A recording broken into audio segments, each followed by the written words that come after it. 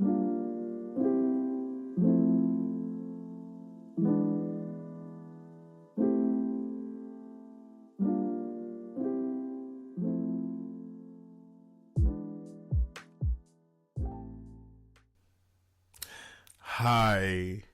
and welcome back to In the Process of Healing. This has been such a crazy journey. I've had such amazing guests these past couple of weeks. I'm so thankful for everyone that's joined me up until this point, and for everyone that's listened continuously every week. I feel like I do this all the time, but generally, this next guest... Mad. I mentioned them many weeks ago. And I've been so excited to do this because I just think there's no words. I think the sense of what I've been speaking about, things being undescribable or not, just not having the words to form to describe someone. This is the definition of that right now. This is the moment right now where literally the title of it is the friend that I never knew I needed. And it scared me a lot that this person was down for me. This person was here, and it scared me because I didn't know if it was genuine. Well, I did know it was genuine. As we get into it, you're gonna know. You're gonna see, like, you're gonna just know, and just thankful. So, without further ado. I'm going to introduce you to the incredible, the amazing, the one I call my sister, my twin, which is literally my twin because, you know, we're going to get into it and I'll explain why she's my twin. Hi, Michelle. How are you? Hi, everyone. It's Michelle. What's up? How you doing? I'm good. I'm a bit nervous for this, but I'm good. How are you? I'm well, thank you. I'm well. It's cool to be nervous.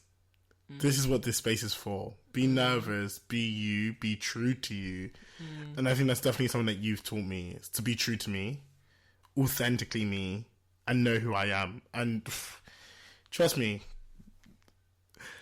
I keep saying this, I maybe it's just my own conception or perception, should I say, of what I think people know to be true. But in my eyes, I just don't know how much people know. Maybe I just don't say it enough.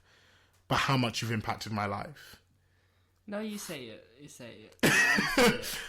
I just want to preface this. I had therapy earlier, so if I'm vulnerable, or if I'm a bit emotional, it's because of that. So I'm a bit raw. Cool. Yeah. We're here for that. Our listeners, I think, they're healers. They want to heal together. They want to be on this journey with us. Yeah. And I've been saying to every single guest so far is that this is all about, I want to create a community and people that want to intentionally want to be better, want to intentionally heal, want to intentionally grow as humans. Yes, we'll make mistakes. We'll say things or the wrong things that we don't know if it's correct or not, and that's fine. But to know that that's fine is very important. Very important. And I think you've helped me do that in a lot of ways. Same to you. Don't do this to me. Same to you. So I have to say it. It's very mutual. Okay, so... I'm nervous. I don't like this. No, it's good. Okay. We're good. I've got you. Cool. I love you. Love you too. I love you so much. Love you too.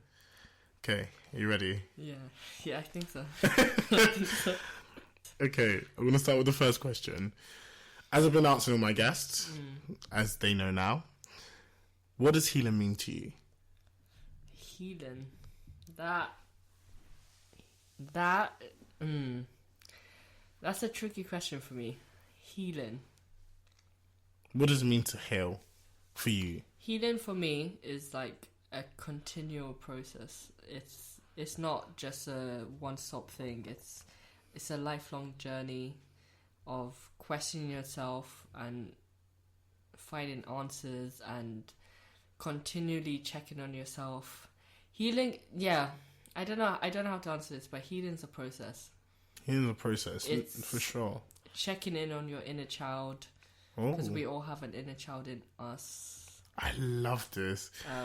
I can't believe how much I'm hearing this, but I love this. But yeah. Yeah, I feel like we forget that because we're all adults and we think like we've got this, but it's finding resolutions to work on to heal our inner child and be happy and be peaceful and healing. It's a tricky question. It's a tricky question. I think the general consensus that I've had so far is it's a process. It's definitely a process. And without being ironic, the term in which me naming this podcast in the process of healing is generally, I think I came to that point where I was like, this is just a process, man. Like, it's not, I might have good days. I might have bad days. I might have days that are just like, meh. Yeah. Which I think is your favorite word. But meh. Meh is it's a word. Like, it's a whole word to experience a feeling. Like, so healing to me is every day just checking in on how you are. And finding the time to check in on how you are and bring focus to how you're feeling in that moment. And then finding ways to make yourself feel at home, at peace. Sorry, I'm so sorry. Like, the craziest thing, everyone keeps mentioning home. Everyone keeps mentioning home. Because home is subjective, right? Very. Home doesn't necessarily mean where you live. Okay. So what's home where to you feel your full self, I believe. Okay. Where you feel like you can express your full identity and without any shame, without any judgment. Home is where you feel... home is where you feel just you. Healing is just continually checking in on yourself and making time, because life is a lot. Right now, life is lifing. I was just about to say, what's my favorite quote? Life is just lifing.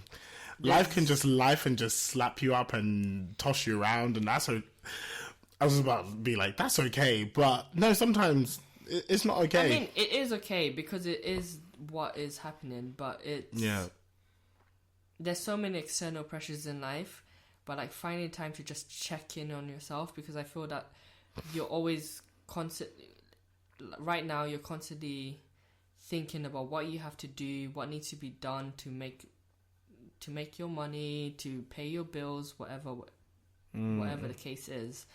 So healing is checking in on yourself and considering your inner child and like what makes you happy, caring for yourself, whether it's self-care, whatever trivial thing you might think it is, whether it's doing a face mask or having a shower or whatever, that's self-care. Just like taking time for yourself. That is healing to me. Taking time for yourself.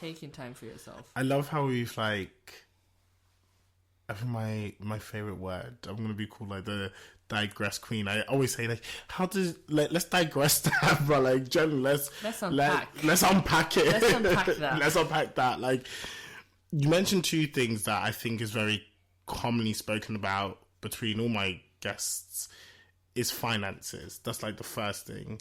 Second thing being, you keep using the word check-in. Now, how you check in, I think, can differ from person to person. Yeah, definitely. I definitely know my check-in is the moment I get into my car. Yeah. And I'm like, okay. And it's always usually a setup of music. And I think that's why, like, I was going to call it the motif, but that's why I do the thing of, you know, choose a song. Let's talk about it. Because music is my medicine. Oh, no, same. Music is my medicine. Music is very healing to I me. want to write that down as a thing. Music is my medicine as like a thing. But I need a prescription. I need a prescription of music. Prescription. And every morning, every night, like I literally go to bed to music. I can't go a day without listening to music. It's weird. If I go a day without listening to music, that is a bad day for me. Why do you think you might hold that so highly? Because music is an escape for me. Okay. Like, there's different music genres that... It's fine. There's different music genres that encompass different feelings. Whether you're happy, whether you're sad, whether you need reflection, a moment of reflection, whether you're grieving, whether your heart is broken, whether you're in love. Like, there's music for every different type of emotion. So, to me, music is such an important part of my life. So, if I go a day without music, that's when I worry. What's been so to run off what you just said, that the day's been that bad that you can't even deal with music, which is the medicine to your to heal you. Yeah. I hear that. I hear that loud and clear. I feel like there was a period in my time, and I mentioned it a couple episodes ago, that I went through a period where I didn't feel creative. My outlet wasn't creative because I couldn't listen to music, because I knew what my body wanted to do, but my mind was doing the opposite. Something that was innate to me, I couldn't do it. I physically couldn't do it because I wasn't okay. In many ways, more than one.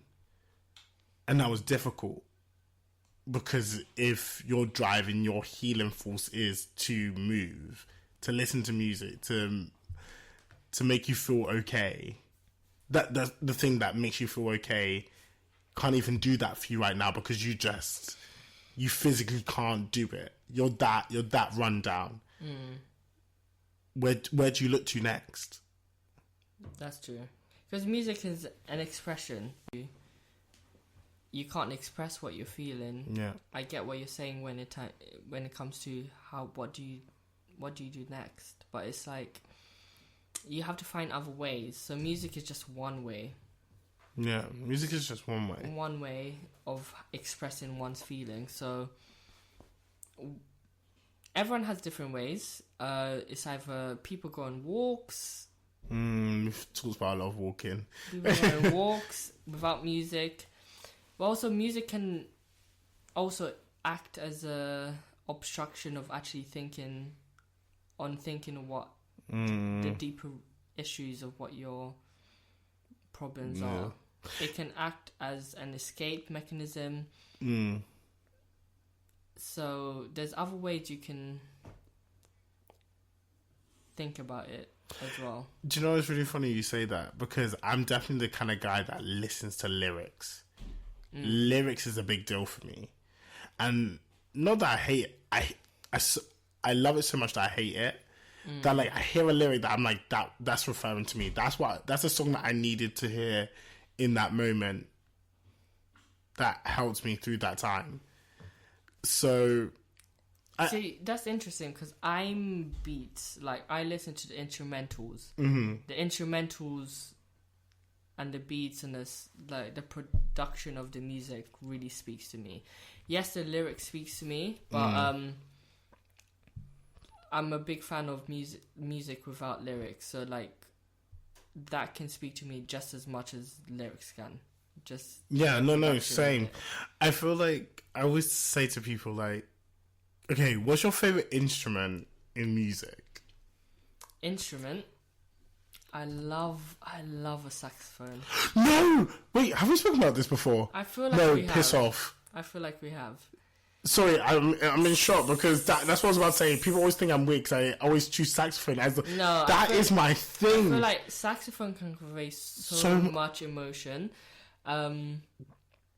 I did saxophone for a bit when I was young, and I loved it Oh my god, because that's so mad. I know saxophone, like jazz music in general, Yes, is just divine. Like, honestly, when I think of a word to express it, it's just divine. fine. Yeah, Like, saxophone is just wow. Like, I played the saxophone for a bit. It's even like playing it, you have to tap into your emotions yeah. a lot. It has to come from a deeper place. Yeah, Like, it's soulful. yeah, Soulful. It's like speaking from the soul. testimony to the friends I have around me. But the terminologies that everyone keeps using, soul, home, it needs to have an intention. It needs to mean something. I don't know if that's a reflection on who I am as a person as well, but I just keep hearing these words. I think it's a reflection of you, because from my experience of you, you live life very much from your soul. Like, everything is like, from you, I think everything is intentional of how you feel deep inside. Like, everything has a meaning. All your behaviors, your Yeah. words, everything. You someone who lives life based on your soul and how you're feeling.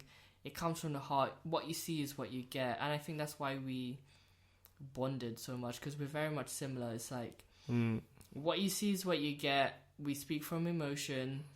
We Yeah. based on vibes. If you're not good vibes, then No, but it's very true. Like, it's just like, if you're, it's not, honestly, I don't think it's in a malicious way whatsoever. I do also think you just kind of have to get on with, you know, you can't control who works at your workplace and stuff like that. Oh, definitely, It you just, can't. you just get on with I it. mean, if you could, people would be staying in their jobs a lot longer than they are. Yeah, If you could. very much that. Very much that. We went on to touch about music, which is very. I love that. I love I that. mean, I feel like it's our conversations No, in that general. is. Like, we start on one thing and then we end up on something else, like completely different. But that's gorgeous. Like, and that's the thing. There's two things that like I was gonna say resonate, but what it resonates in my head is that the first time you came over to my house, Yeah. When you cooked for me. you're like, good for When you. you cooked for me. Did I make risotto or did I make I think that time was pasta? Pasta. And then the next time it was risotto. Yeah. Yeah. I don't know why that's important, And but I think like cooking for someone is you're very emotionally, it's such an emotional thing to cook for someone. yeah. I think I do remember that day being like, it has to be good. If it doesn't taste good, this is peak. This is peak. This is peak. You kept saying that, and I was like, I've come to your house. Like, for me to come to someone's house in general, it's like, no, but I felt that with you, that it was like it was a connection immediately. Yeah, immediately. I don't know if that's because we both realized that we had the same birthday. That I was just about to get onto that. Like, I feel, because can we just put this out there? Michelle didn't like me. No. No. That's not No, what I'm joking. it was. It wasn't that. It wasn't that. But I'm socially awkward. oh, same. That's what it was. We're both very socially awkward people. Yeah. And we realized we had the same birthday. And we're like, oh, cool. That's cute. That's cute. Even though both internally we're both like, oh my gosh, That's amazing. That's really cool. Yeah, no, I feel like you played it cool. Like, you were kind of like, oh, really? Yeah, I got the same birthday. And I thought you played it cool, though. Really? Yeah. Oh, okay, I love that. But I don't think I did. Because I left, I was like, fuck. No, but the same. But this is why we're the same people. Twin, yeah. I kind of want to jump back in time, and then we can lead up to this. Just a quick briefing. So we worked together. That's how we became friends. That's how we became known of each other. Yes. Yes. Greatest thing that ever happened. The place at which we meeting you was the greatest thing. Yeah. The place. I think what we were doing, incredible. What we were doing, amazing. It was, as you guys know already, I've worked in the education sector for a while, but the particular education part that we were working in, incredible. It taught me so much. Yeah, and the judgment of humans. But sorry. I was talking about this in therapy today. What we were doing and the people I met, especially you, amazing. But it was a very, very, very toxic workplace. Yeah. But the message of what we were doing and the fulfillment, working with children, beautiful. I wouldn't replace that for anything. Do you know what? Back to the terminology again. I think we'll talk about toxic. Can I ask you about what you think toxic means to you? Toxic to me. Are we talking in terms of the workplace or just in general? Toxic as a general term. Toxic if it is taken away from you as a person. Okay. So, toxic. When I think about this workplace, it drained me. It drained me. And it left me very anxious. My anxiety was through the roof every time I left work. Yeah. However, the purpose of what I was doing was fulfilled. Yeah. In terms of seeing improvement and just working with children. I love working with children. Yeah. In general. Guys, we got. I'm not gonna say in that. What I don't know. Can I say it? Should I say it or no? I mean, it's gonna happen. It's gonna happen. Okay, cool. Amen, Jesus, We've got a doctor. Happen. We've got a doctor on our hands, guys. We've got a doctor on our hands, amen. And like, from the moment we spoke about it, I was like, okay, yeah, you're gonna do that. And you remember when you first said that you're going to go on to the calls and stuff? And I was like, yeah, but you're going to go and do it. And then you're like, yeah, but... I was like, why are we butting? I'm over this conversation. Like, I just know it to be true already. Like, why are we doing this? That's what I'm saying. Like, we've known each other for 3 years. People consider a short amount of time. But I feel the growth we've done in that time is what people have seen in other friendships for like decades. It's weird because we've grown so much, and you know when people say like love at first sight, it sounds mad. It sounds mad. It was like friendship at first sight. Sorry, was it for you though? Okay, do you know what it was? No, because you always say that it wasn't. Not that it wasn't. I knew that I wanted to. That was very clear to me. I feel like the same. I knew that I wanted to be friends with you, but because of my social anxiety, I didn't know if it would be. Yeah. I didn't think it was going to be to this extent. No. Never to this extent. That was wild to me. That was the biggest blessing in my life. Biggest blessing. The friendship I have with you is biggest blessing. I never saw it coming. No.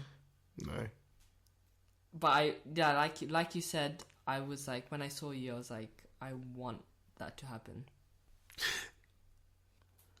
Like, it was so real to me. It didn't. I couldn't comprehend it.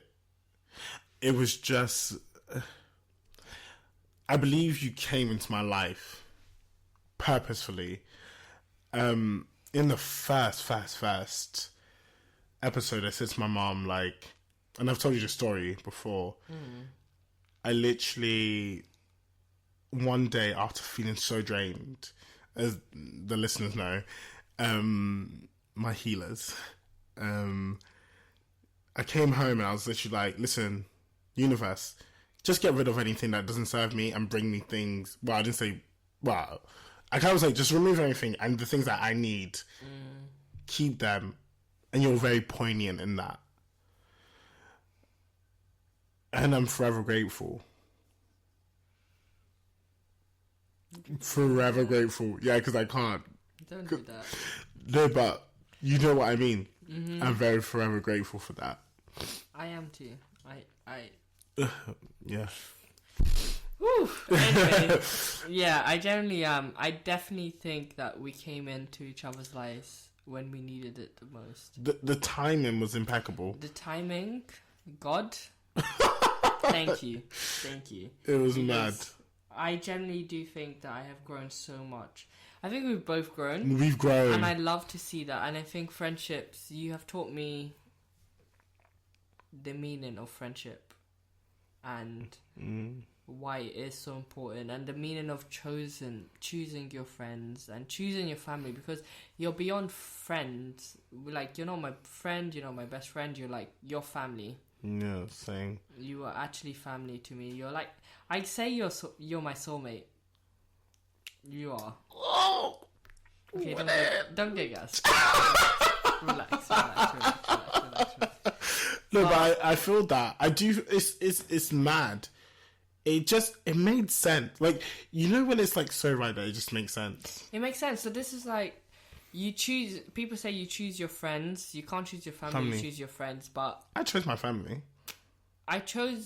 You can choose your family. Yeah. I do believe in, just because there's someone's your family doesn't mean that they have to be in your life. So you choose who you want to be in your life. Yeah. Period. Period. But I feel like with you, it Yeah. was like, it wasn't even a choice. It was just meant to be, and it happened.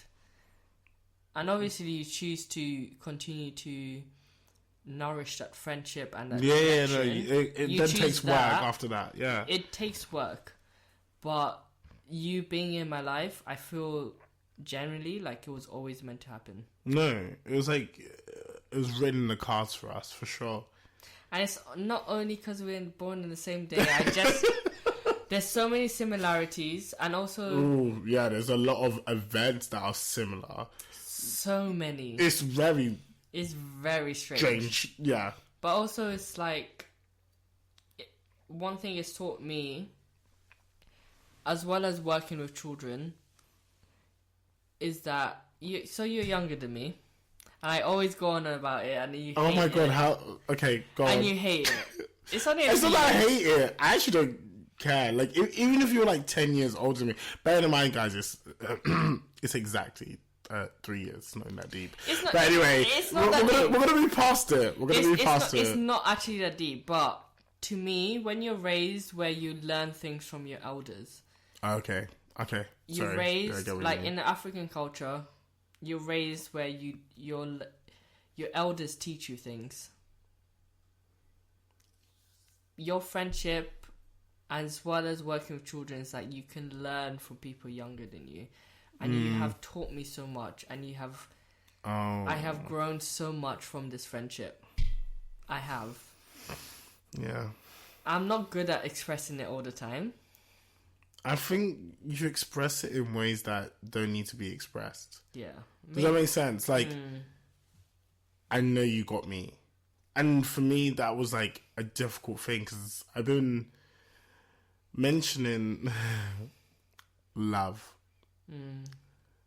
And Oof. you know that's... That is Yeah.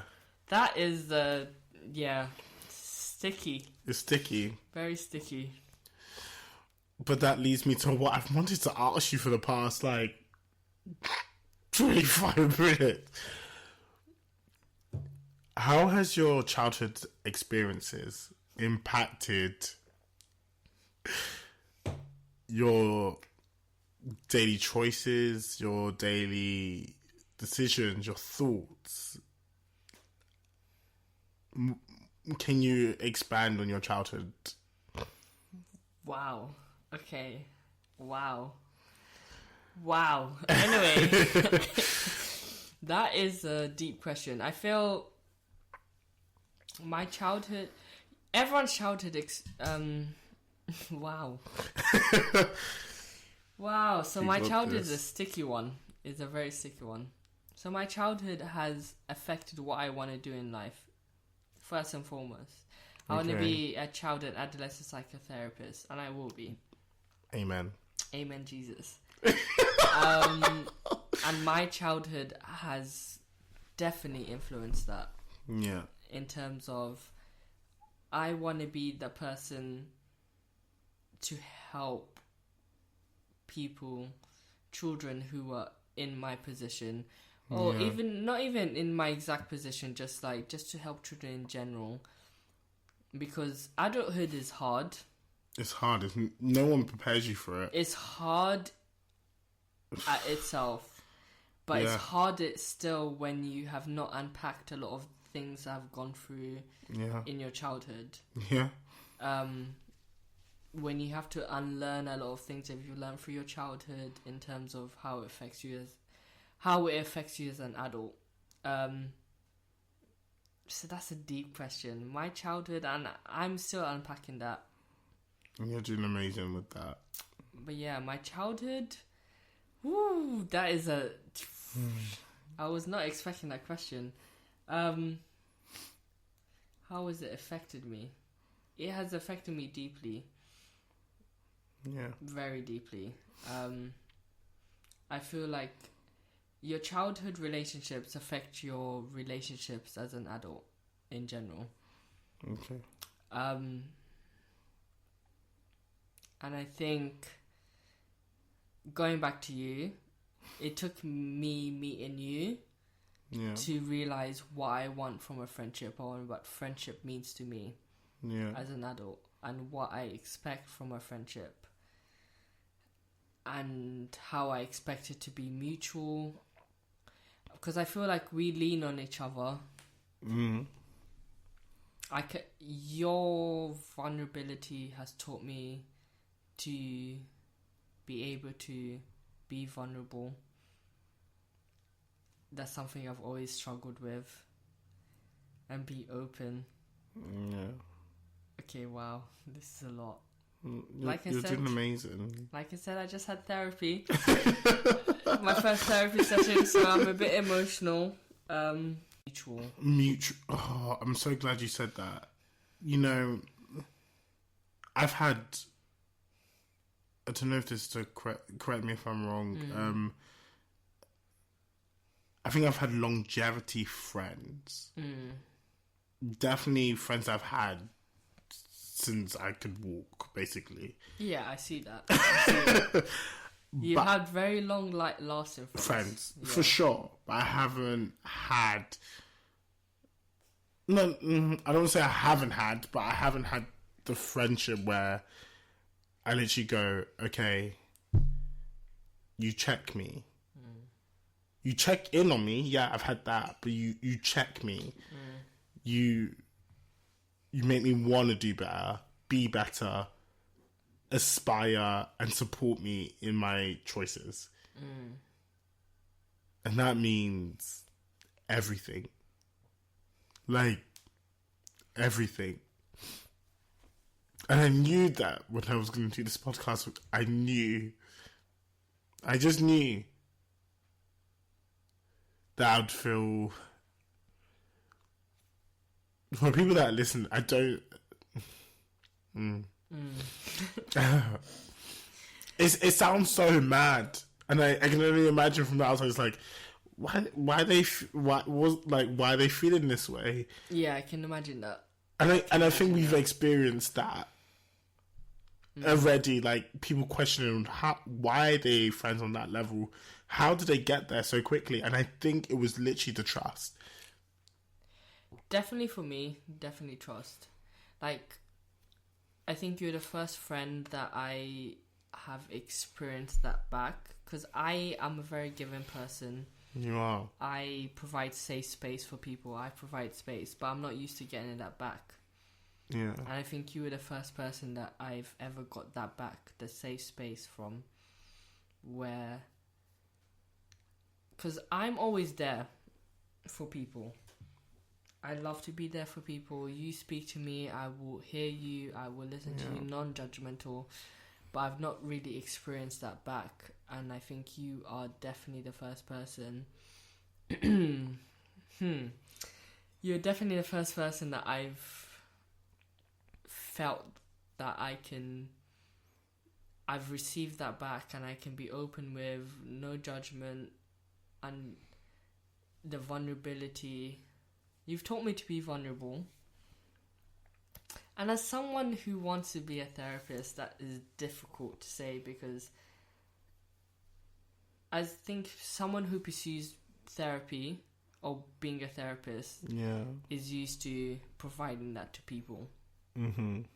But may not be used to getting that back.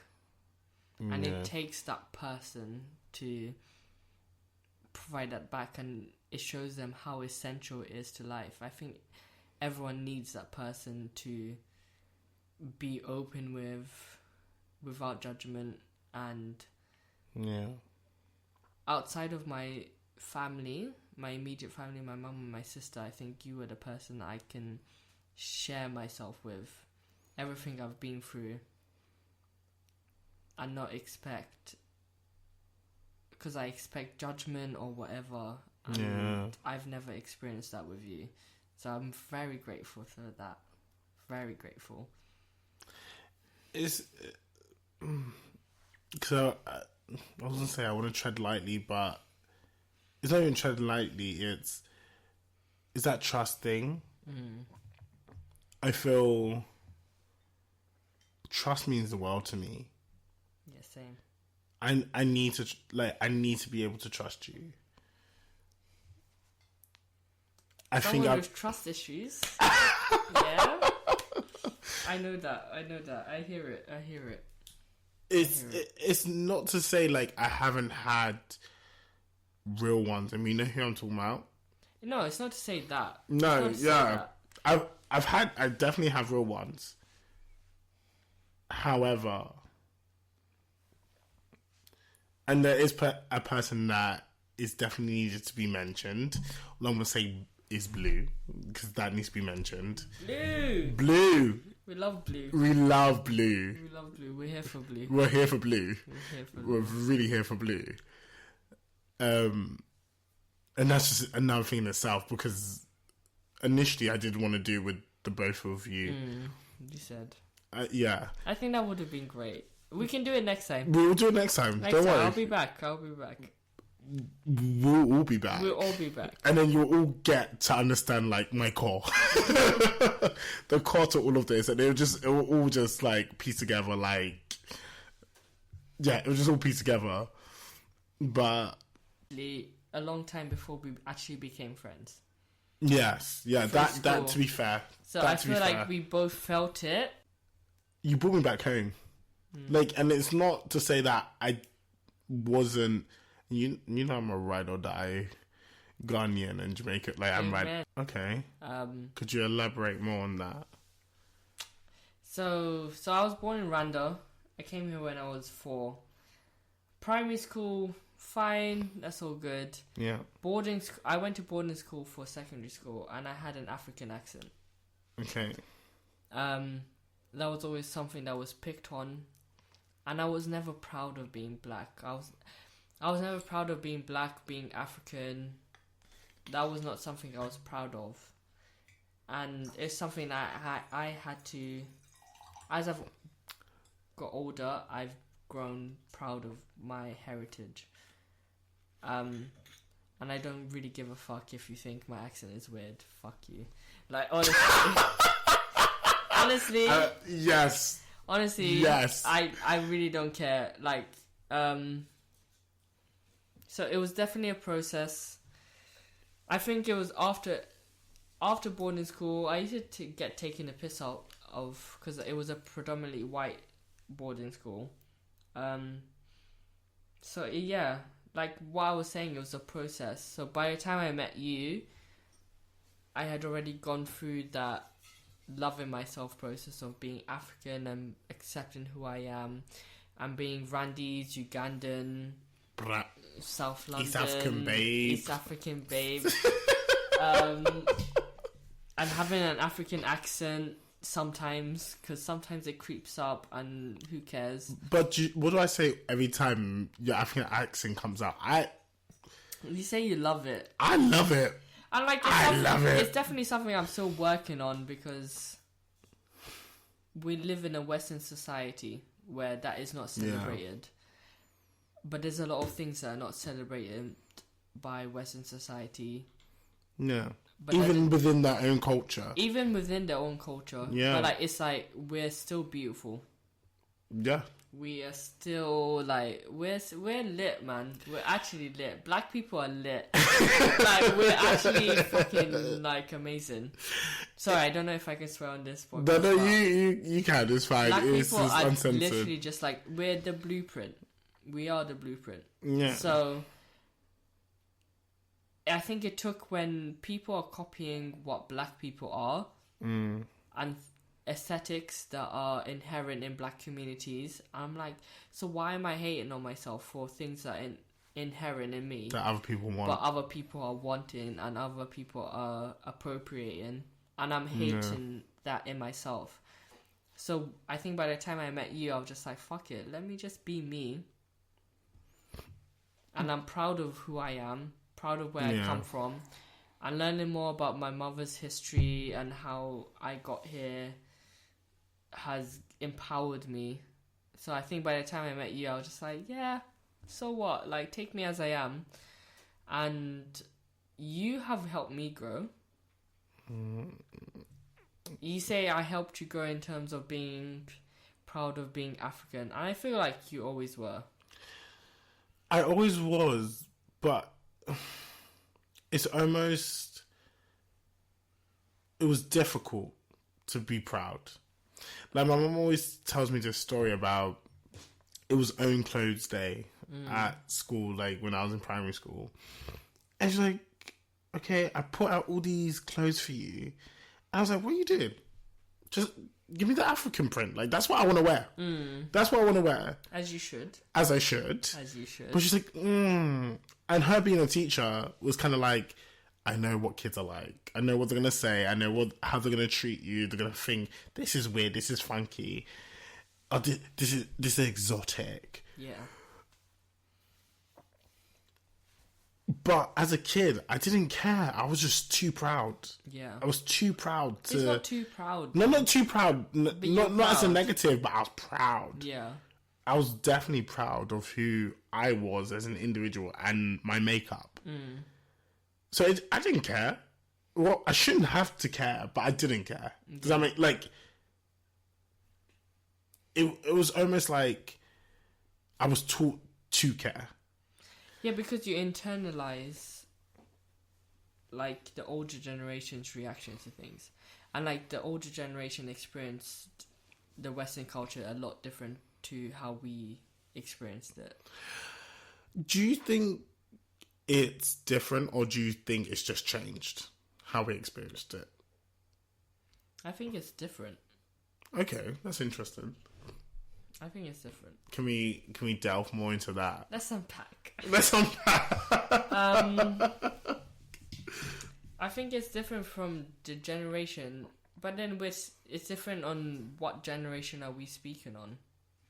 I'm speaking about our parents, because for me... Yeah, but your parents and my parents are very different. Fair. Very different. I'm still first generation. You're like...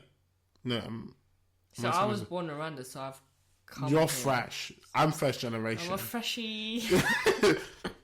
That's what it'd be like, fresh off the boat. But like, you know what I mean? Fresh off the boat, FOB. But like, I'm first generation. However, that came with a lot of... It came with a lot of challenges. It came with a lot of questions, how did that happen? And with that even being said, it was like, oh, so you're still questioning my existence, you're still questioning whether I have the right to be here. It's almost like you're questioning if I have the right to be on this planet, let alone a country that's multi-diverse, which it is. Don't get me wrong. I think the city that we're in... But I think that's a whole other episode, because you are... I'm very... Jamaican and Ghanaian. There's bare mixes. There's bare mixes within it. I'm mixed. But there's different. So my mum came here with a different mindset. She grew up in Rwanda. There was a Rwandese genocide. Like, there was a whole different reason for her coming here and bringing me here. Yeah. So it's similar to the whole going to America looking for the American dream. So there's the Western dream. There is a Western dream. Yeah. So, but it's different from how maybe some of your ancestors came here. So that's a whole different conversation on how we have been raised to how we feel we fit in to society here. Yeah. So yeah, I feel like that's a whole different conversation.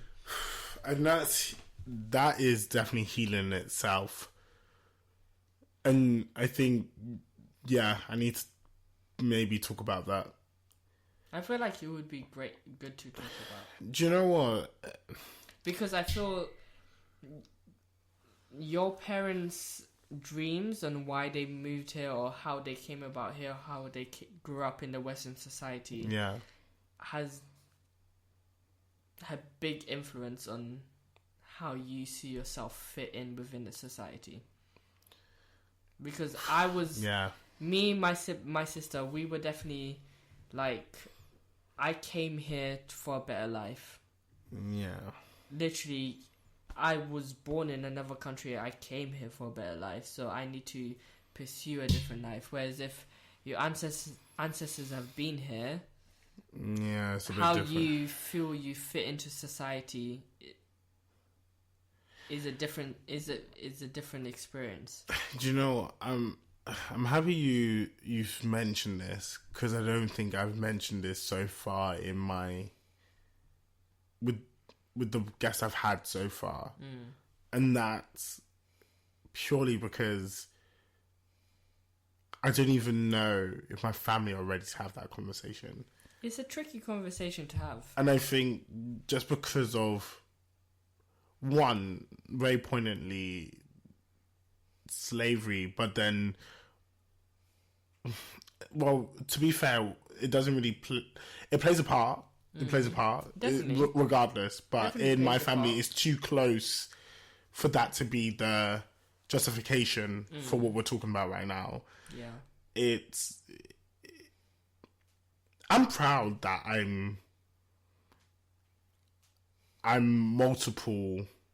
I'm made up of multiple places. I'm very proud of it. as you should be. I'm very proud of it. Yes, I be. do say I'm Jamaican and Ghanaian, because that is also very... But I'm also proud to say I'm multicultural. My family exhibit multi-races. It exhibits multi-cultures that we all embrace all at once. Yeah, as you should be.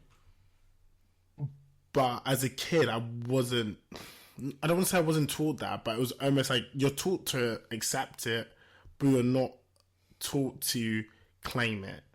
Does that make sense? That makes sense to me. Like, I wasn't taught to claim it as a kid. Yeah. I was taught to assimilate. That's the word. So you have to in order to be successful, you have to just blend in. And that's difficult to blend in when you're from a different place. Yeah. That's why I think our generation has a lot of stuff that we need to work through in terms of having to blend in a society that is inherently against us. Yeah. But you know what? Whereas, like, it's like you're against us, but it's not like you've come from a different country, but like you've been raised here, but you're still very different from us. Yeah. But like, where do you fit in? Because when you go home, you're different. Mm-hmm. When you're here, you're different. So where are you just normal? A couple episodes ago, like right at the beginning, my sister mentioned understanding that you play a part or a role in multiple areas of your life. Mm-hmm. And then that's okay. Mm-hmm. However, at the time at which I had spoken about that, I didn't realize that I didn't want to play a role. I didn't want to play to what people want me to be. I wanted to be fine with being just me and that being the acceptance of it. But I also think that's the struggle our generation faces. Okay. Because we spend most of our life here. Yeah. But so there's different cultures. So when you're in school or in institutions, there's a different persona that you portray. Yeah. When you're at home, there's another different persona you portray. But I think that's what the struggle is. It's like, in order to succeed in this society, it's like, what persona are you going to pick? Is it the persona you're at home, you're raised, your cultural persona, or is it the persona you need to have to succeed in school? But, okay, with that being said, what is success for you? Because I've had an array of different answers as to, like, in passing of what we, like, just in the conversation, like, this is what success is. But I don't think I've pinpointed saying, okay, you've mentioned success, but what does that mean? Like, what does it actually mean?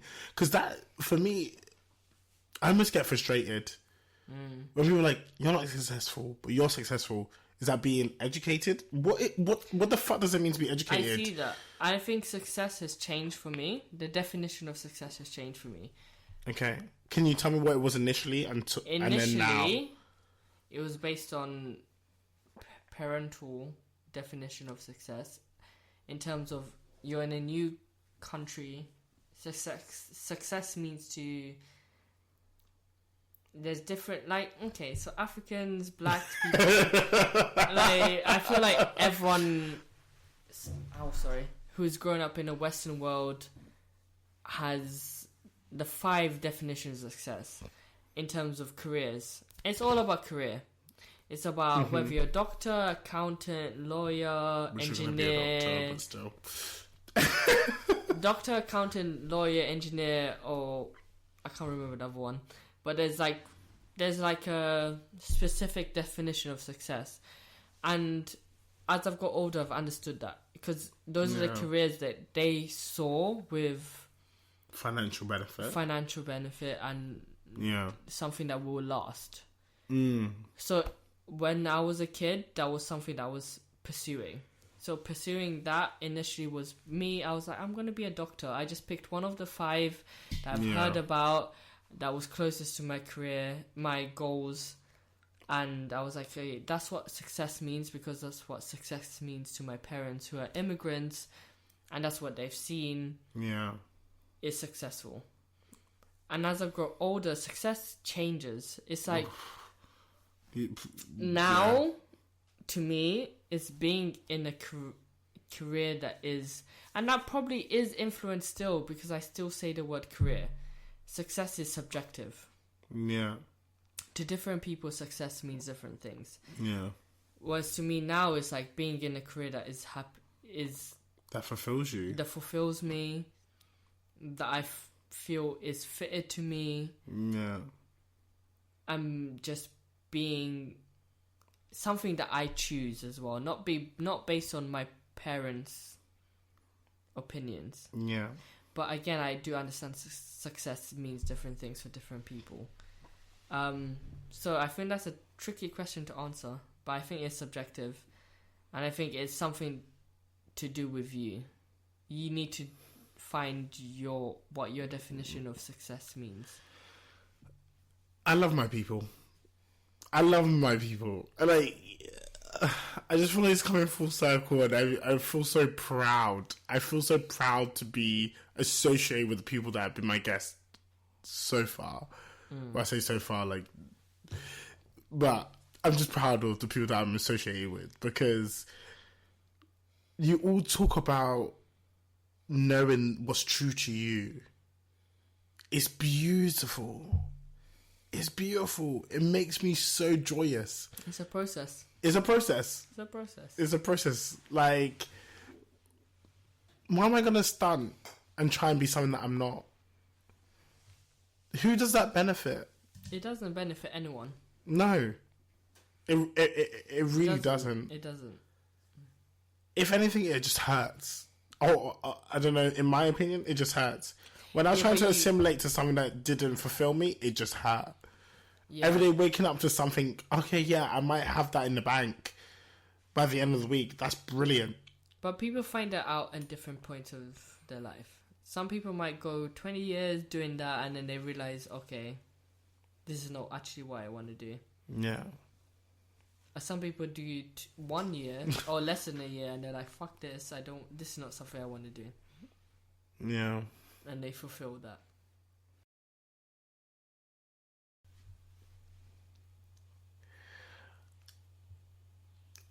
Okay.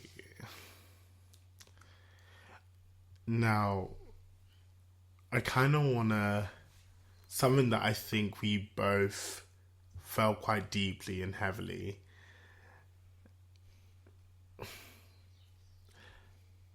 Our sexuality as Africans, as black people. I think that played a monumental role in so much healing as much as trauma. But I think our friendship as well. Our friendship, yeah. The friendships that I've had, and our friendship for sure. I feel like there has been people that have passed comments to the point of which they said that they would rather see me dead than to know that I've been with people. And that was a lot. A lot.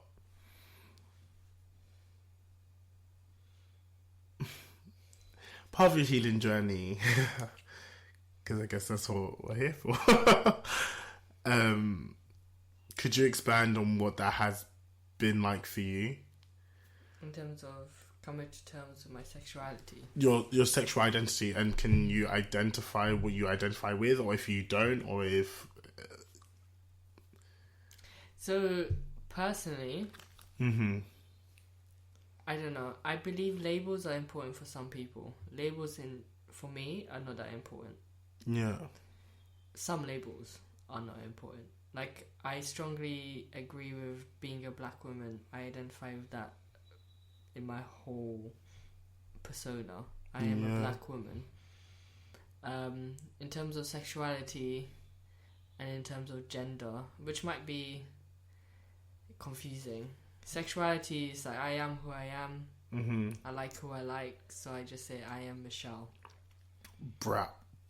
Yeah. Gender, I am who I am. I like who I like. I am Michelle. But I'm also wholly a black woman as well. But I am. Yeah. So it's something that I am processing myself.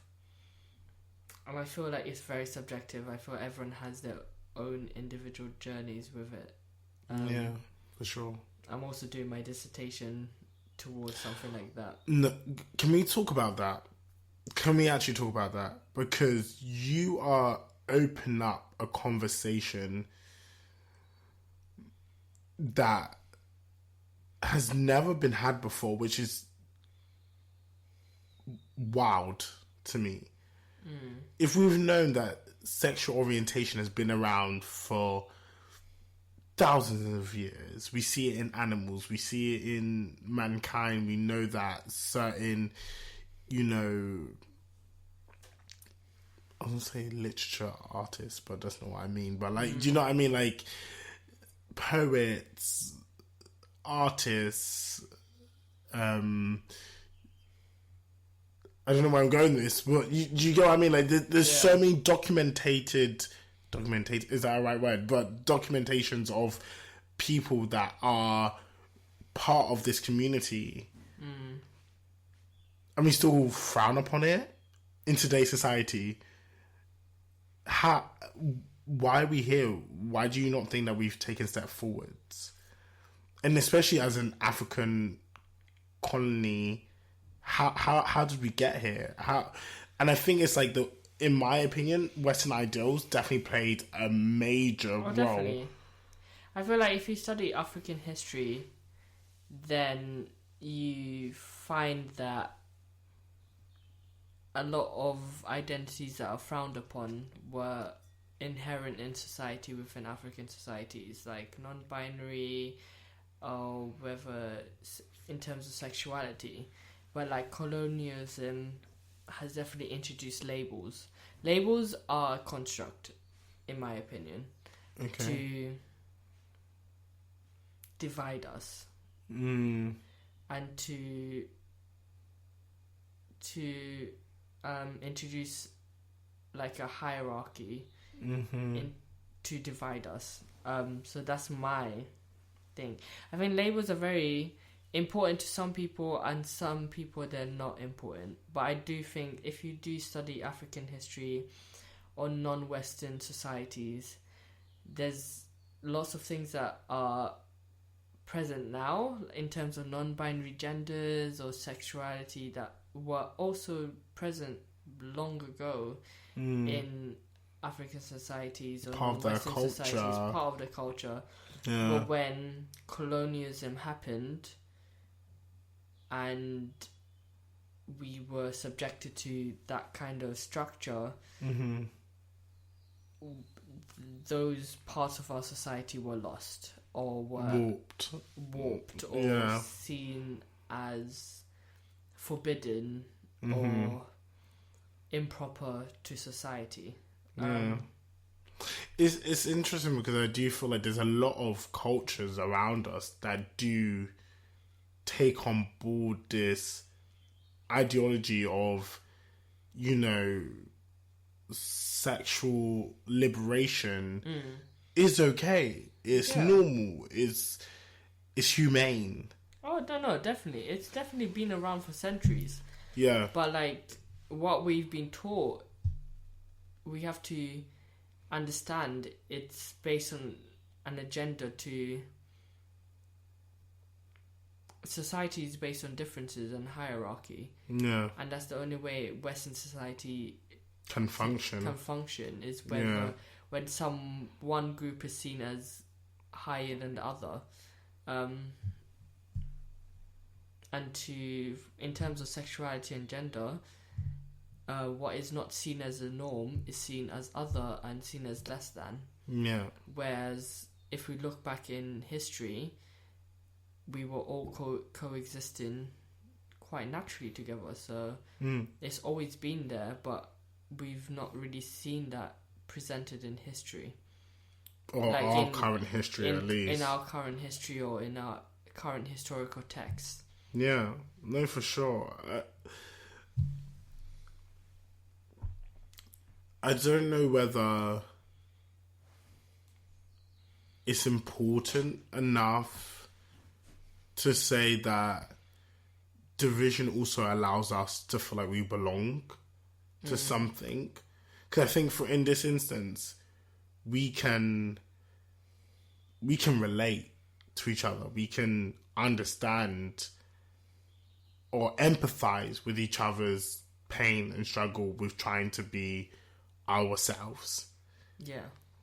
But I think that's based on the culture that we've been raised on. Yeah. Where the norm is heterosexuality or one certain way. So when we identify as others, we try to find community in other people who identify as others to not feel like we're alone.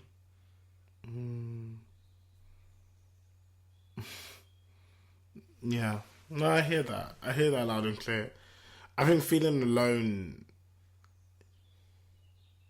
is very quite scary. Oh, it's definitely scary. It's definitely scary. Because we see the context of what it means to be other. Yeah. And the consequences of what it means to be other in terms of imprisonment or death in certain countries, or it just being illegal or frowned upon or made to feel isolated. So we find community in those who feel the same. Okay. Michelle, I'm so thankful. And just being in your presence, like,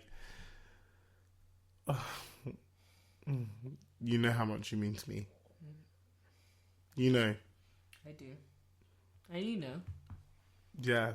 And I think we're both in, like, kind of an emotional state, maybe. No, both. I'm trying to hold it in. You changed my life for the better. For real. You stopped by me in a time where, like, everything was so dark. No, but for real, like, everything was so dark. And I couldn't see a way out. Like, I genuinely couldn't see a way out. But then you were like, there's light. There's always light. There's light with you. You already have that light in you. And I really struggled with that. Because I was like, what do you see? What do you see that I don't? Because I don't get it. I don't see the light. I'm done. Like, I was done. So if I haven't said it already or enough, thank you. No, thank you. Thank you. Okay, let's move on. Okay. Yeah, please. So every week I set off on let me rephrase that. Every week I give my listeners a task to do. So this week, the task that I would like to set for everyone to do is mirror work and check-ins. And that's purely based on what you have said to me today. I did the check-ins afterwards. Well, mirroring or finding mirrors, because for me and you, I feel like you resemble Mirror. You're literally what I always call the female version of me. I think we're a mirror for each other. We're a mirror in many ways. It's okay. We're mirrors in many ways. So I think this is important to do this. So we spoke about this before, just standing in the mirror and just looking at one thing that you like. Just appreciate it. It could be as silly as, I love that just one freckle that's by my ear, or I love how my eyebrow slants, or I love how I slicked my hair today. I love the way my shoulders sit. I love the clothes that I'm wearing today. Just something that you're going to do every day for the next week to just appreciate the beauty that you possess. Or it could even be how you handled something, but I want you to actively speak it out loud. Look in the mirror and say, you're beautiful. You're amazing. Even if you don't believe it, for now, that's fine. That's fine. But just take a moment to be like, you're incredible. that's something for you to take for this week. And I'll love to hear how that goes. I'll try. Yeah? I'll let you know. Oh, Michelle says she's gonna get in on this. She's gonna get on this. I'll let you know. I'll see how it goes. Well, as our collective of our playlist is growing, and I'm really excited, and I hope you're enjoying all the music that's been put forward so far. Maybe. No, maybe. So, me and Michelle were talking about this before, so I know I've been keep going on about, like, choose 2 songs. Yeah, between us, It's about 10. it's about 10. So get ready. Get ready. So, Michelle, you go for it. Am I doing the whole 5, or are we doing one by one? How do you want to do it? It's your choice. Let's do one by one. One by one? Yeah. Okay, sick. Are we describing why? Yeah, why not? Okay. So the first one is Colors by Black Pumas. Okay. And this song, I think it's just got a community vibe to it. It's like supporting everyone, supporting your brothers and sisters. Love that. Into succeeding their goals. So yeah, that's why I love it. Okay. I don't know which one to start off with. Save the one that reminds us of both of us last. Okay, cool. Okay. So, Time in a Tree by Riley Ritchie. Loads of people, you know the song from it, right? Yeah. I love that song. It just reminds you about being a child. And the video, I love the video. The video is like, he's on the escalator moving up. And it's like the different phases in his life. So he starts like at 1, 7, 9. And I just think it's so clever. But it's just like the simplicity of just wanting some time in a tree, a piece from away from everyone. Love that. And finding yourself again. Oh, love it. Love him. Okay, my second one is To Zion by Lauryn Hill. Ooh, we love Lauryn Hill. We Khalid. love her. You know how I feel about that. Khalid, you that know. song. Yeah, but you know how I feel about Lauryn that song. Hill, yeah. Yeah. She is one of the reasons that I love music so much. Music is such a big part of my life, and Lauryn Hill is, wow.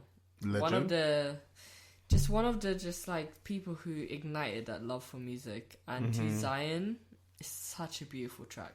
Beautiful. I also kind of want to mention Erykah Badu, but that's Legend. Yeah, Legend also. Legend. Okay, so you said leave it for last though. Yeah, leave it. No, but it's 2. So I don't know. leave I it think for the last the all 3, so it doesn't really matter. But okay, one of them I don't think it's not us, but it's Okay, this is kind of funny. Are you ready for it? You've Got a Friend in Me on Toy Story. That's by Randy Newman. Oh, I love that. I love that. That's cute. I knew it straight away. I was That's very like, cute. I'm going to choose that song because I was like, That's very cute. I like that. it was very interesting. The premise of Toy Story is always the same. They lose Andy, but they always find their way back. And I relate that to being home and to having the friends that I have around me and the people that I have around me, the family, my chosen family that I have around me. It doesn't matter where I go. It doesn't matter what I do. I will always find my way back, and you guys will always keep me grounded. Especially you. I love that. So you got a friend in me. That's such a cute song. Okay, my third one is Can I Call You Rose by The Sacred Souls. Okay. And this song is just wholesome. Listen to it. Honestly, just listen to it and you will understand why. This song is wholesome and it just makes you happy. It makes your heart happy. I love that. Okay, I don't know which order to go with this, but okay. You're gonna laugh at the next one. I think let's give some contradiction, as I know people love to do this.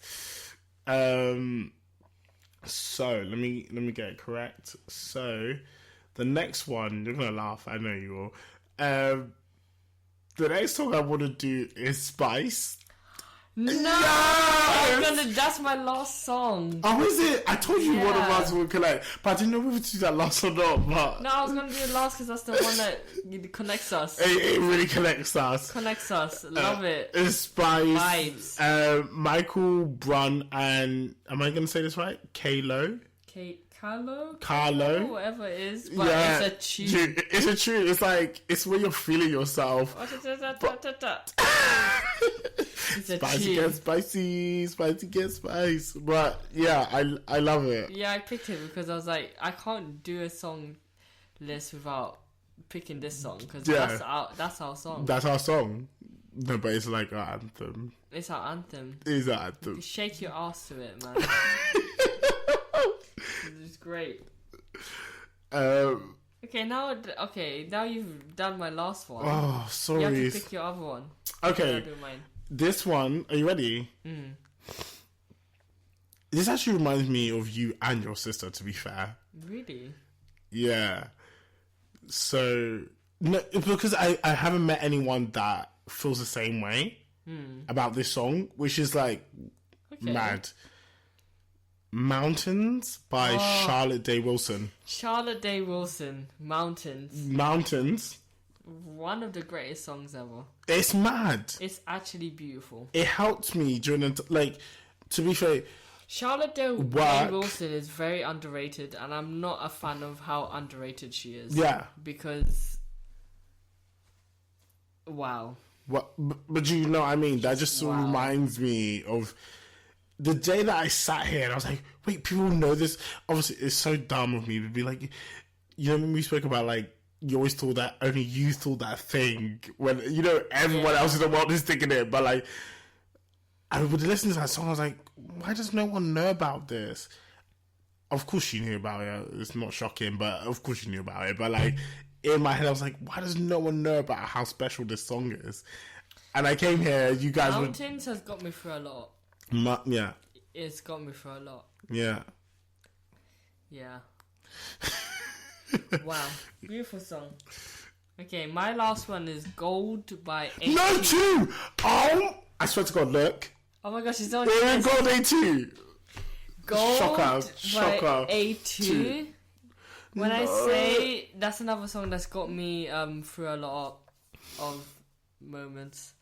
It's a spiritual song.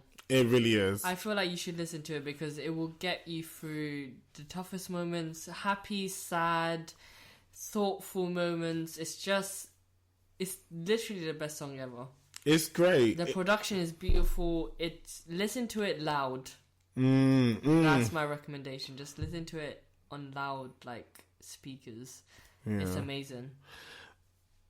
I feel like our song choices are crazy because, 3 out of... I mean, we listen to very similar music. We do listen to similar Very music, similar music. but it just makes sense. I just think healing the way that we did... My bad. It's okay.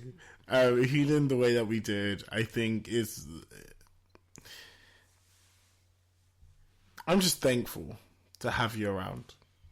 And to share moments like this and to share moments where we listen to music together. And I love that we can just be in a room and just be us in that moment without any judgment, any worry or fear. Safe space. Safe space. And I think providing a safe space is maybe the key in all of this that we've discussed today. Providing that safe space to be authentically yourself. Yeah, that's a word. Being authentically yourself. Yeah.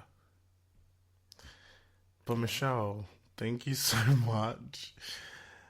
I hope that you've taken something from this today. I know I definitely have, and I'm very thankful for our friendship. I have. Go and cherish that friend that you love dearly. Go and say thank you for everything that they've done for you. Maybe I'll send you on 2 tasks today, but I really mean it. Like, Thank you. No, thank you. I just want people to like.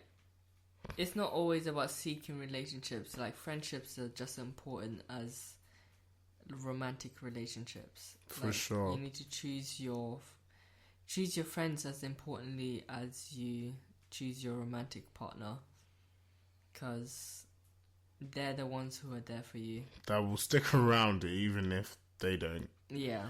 For sure. And it's just as important. And yeah, thank you. I love you. I love you so much. Well, thank you guys for listening. And I can't wait for next week's episode. I hope you enjoyed it. And please go and check out the playlist because it's definitely popping. It's definitely popping right now. Amen. So go and enjoy that. Please let me know how you've enjoyed or songs that you want to personally add. I'll be excited to hear your requests. Have a lovely day, evening, night, whenever you're listening to this. Speak to you soon. In a bit. Bye. Bye. Bye.